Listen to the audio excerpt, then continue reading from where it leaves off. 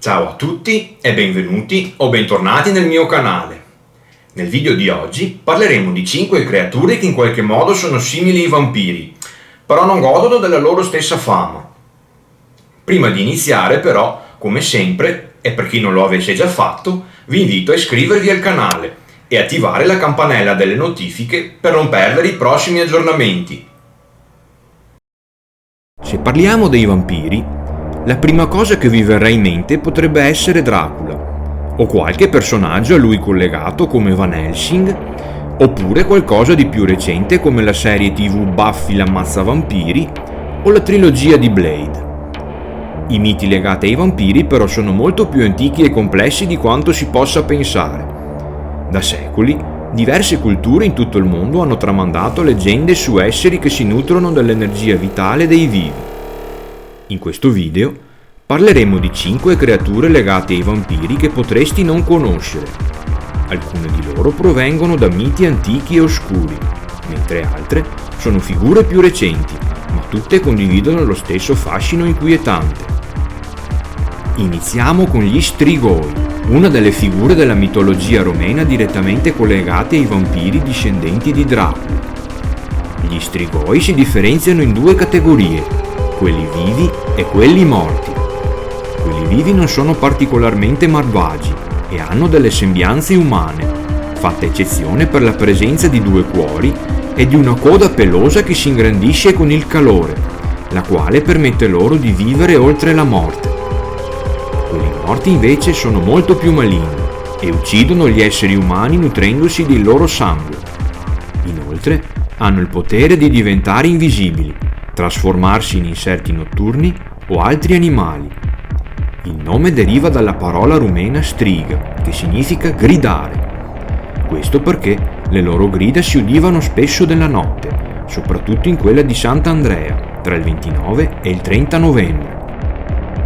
Le lamie, nella mitologia greca, erano delle creature femminili, in parte umane e in parte animali, note per essere delle rapitrici di bambini e per attirare i giovani uomini, per poi succhiarne il sangue e divorarne il cuore.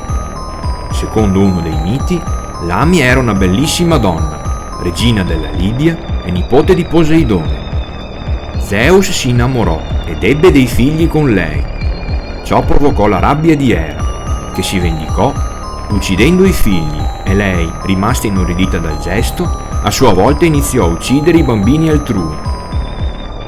Un'altra creatura proveniente dalla mitologia greca, e per certi versi simile alla lamia, è l'Empusa.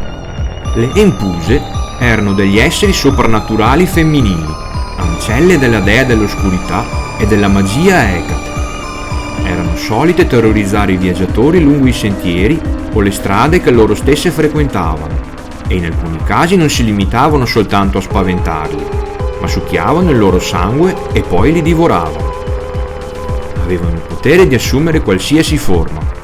Le più ricorrenti erano quelle di un cane o di un bue, e per attirare le proprie vittime si tramutavano in donne dall'aspetto seducente. Nella loro forma naturale possedevano delle gambe di bronzo, lunghi artigli, zanne affilate, occhi completamente rossi e una carnagione pallida. Potevano muoversi molto velocemente e quando morivano diventavano un ammasso di fuoco che divampava e causava un incendio. Quelle più potenti divampavano per sfuggire al nemico e il loro volto compariva nel fuoco.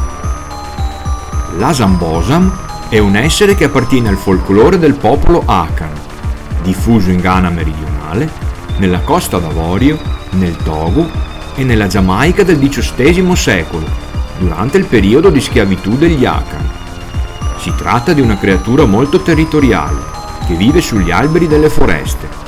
Attacca i viandanti e i cacciatori, che si inoltrano nel suo territorio, gettandosi dall'alto e divorandoli. Si dice che abbia dei denti di ferro, pelle rossa, lunghi capelli rossi, arti muscolosi che terminano in artigli uncinati e delle ali da pipistrello lunghe quasi 6 metri.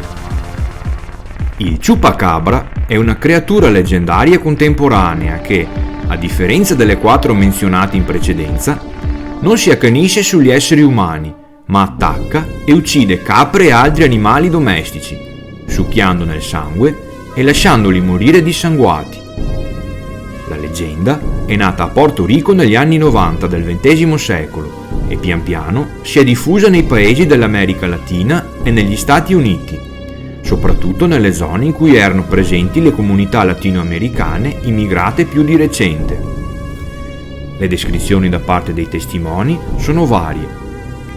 La più nota è quella di un essere con gambe e braccia esili, una serie di aculi allineati dalla testa al dorso e un viso senza naso e orecchie. I presunti casi di avvistamento sono di solito collegati al ritrovamento di animali morti. Vi ringrazio per aver guardato questo video. Se avete qualche opinione o conoscete qualche altra curiosità, scrivetelo nei commenti. Se vi è piaciuto, lasciate un like, iscrivetevi al canale e attivate le notifiche per non perdervi i prossimi aggiornamenti. Grazie ancora per il supporto e alla prossima!